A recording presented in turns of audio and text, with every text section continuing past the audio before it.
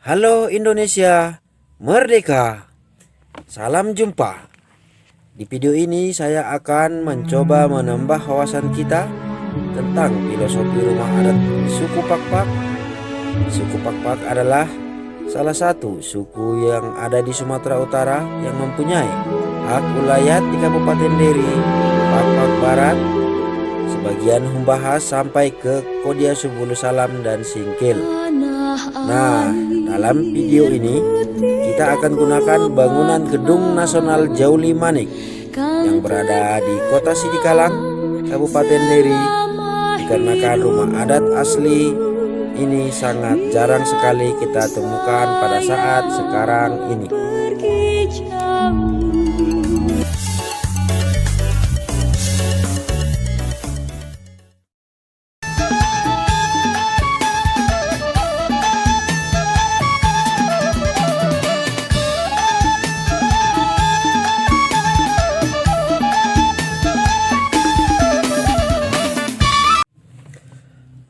Adapun hal pertama yang harus kita ketahui adalah rumah adat suku Pakpak ini biasa disebut dengan nama Sapombelen ataupun Sapo Jojong. Disebut Sapo Jojong dikarenakan rumah adat ini memiliki satu bangunan di posisi puncak bangunan inti, sehingga bangunan rumah ini kelihatan sangat megah sekali. Diibaratkan seorang raja yang mengenakan mahkota kebesaran. Sebagai bangunan yang besar, tentunya haruslah memiliki halaman yang sangat luas. Halaman yang luas ini dipergunakan sebagai sarana untuk melakukan banyak kegiatan, seperti tempat anak bermain, melakukan kegiatan seni budaya, dan lain-lain. Langsung aja guys, kita mulai dari bagian paling bawah, yaitu dua buah mejan yang diletakkan di kiri kanan bangunan rumah yang difungsikan dan juga berguna sebagai bentuk upaya pertahanan lingkungan rumah. Kemudian di tengahnya ada dua buah tiang bulat besar yang berdiri kokoh yang melambangkan keharmonisan antara suami istri sebagai panutan di dalam rumah itu, dan juga sebagai nantinya untuk mengasuh serta memberikan bimbingan bagi anak-anak sehingga kelak mereka bisa menjadi orang yang berguna bagi sukunya, bangsa, dan negaranya.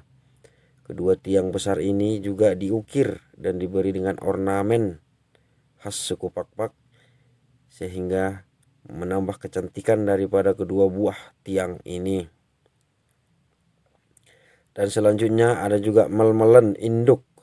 Dulunya bentuk melmelen ini menggunakan kayu bulat besar yang mana ujungnya diberi lengkungan menyerupai tanduk kerbau.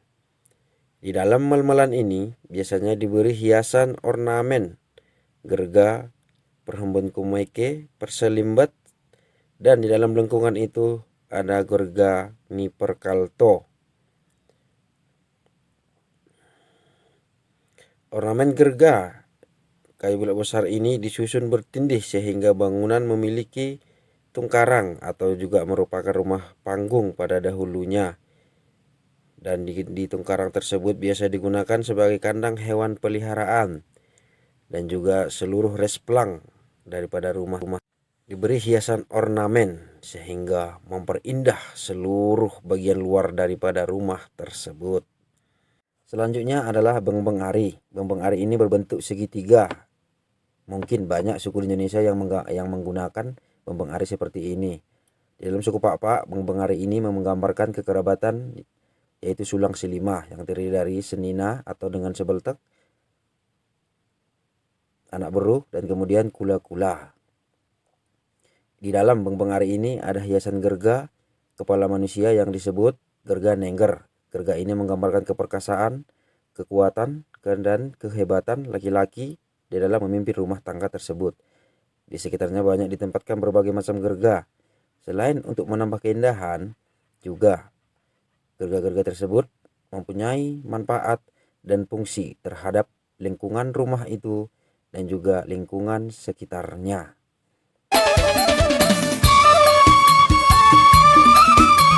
Nah, ini yang paling menarik guys, tidak semua rumah adat suku di Indonesia menggunakan kepala kerbau sebagai hiasan rumah adatnya. Di suku Pakpak, kepala kerbau atau takal kerbau ini sangat lazim dan harus digunakan di setiap bangunan rumah adatnya. Takal kerbau ini melambangkan kemakmuran, kekuatan, kehebatan suku Pakpak. Selain itu juga melambangkan bahwa suku Pakpak itu selalu menatap ke depan, sehingga suku Pakpak itu sangat welcome terhadap suku yang lain.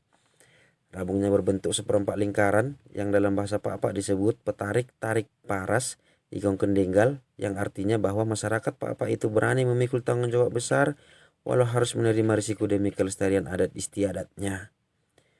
Dan sampailah kita pada bagian paling puncak. Di tempat paling atas ada sebuah caban atau cawan. Posisi cawan ini menghadap ke atas melambangkan kepercayaan suku Pakpak sebelum masuknya agama terhadap kekuasaan Sang Pencipta. Sang Maha Pencipta, penguasa alam semesta, menurut kepercayaan yang lama disebut dan dipanggil dengan sebutan Debata Kase-Kase. Selain itu juga guys, bahwasanya kerbau ini adalah sering dipergunakan sebagai mahar apabila ada pihak laki-laki yang ingin melamar seorang gadis atau si muda, dan dijadikanlah maharnya beberapa ekor kerbau dan juga beberapa hektar sawah ataupun perladangan yang diberikan kepada pihak perempuan tersebut. Selain itu, sapo mbelen ini mampu menampung lebih dari satu kepala keluarga. Untuk menjaga kesopanan terhadap penghuninya antara menantu ataupun permain dengan mertuanya ataupun si mertuanya, makanya di dalamnya dibuatlah sekat agar tetap terjaga kesopanan di antara mereka. Apabila di keluarga tersebut masih ada anak perempuan, maka dibuatkan tempat khusus baginya yang disebut dengan jero. Dan untuk anak lajang lelaki dibuatkan bangunan rumah jojong yang ukurannya lebih kecil dari sapo mbelen tersebut. Nah guys, demikian uraian singkat tentang filosofi rumah adat suku Pakpak. Sudah selayaknya lah kita generasi muda mengenal, mempelajari, dan harus mencintai adat istiadat budaya suku sendiri agar pemberian Tuhan yang Maha Kuasa ini tidak sia-sia dan kita termasuk orang yang bersyukur karena dilahirkan sebagai salah satu anak dari suku tersebut. Jangan lupa like dan subscribe ya. Dan jangan lupa like dan subscribe ya pertua nami. Juah-juah banta karina. Oang, oang, oang.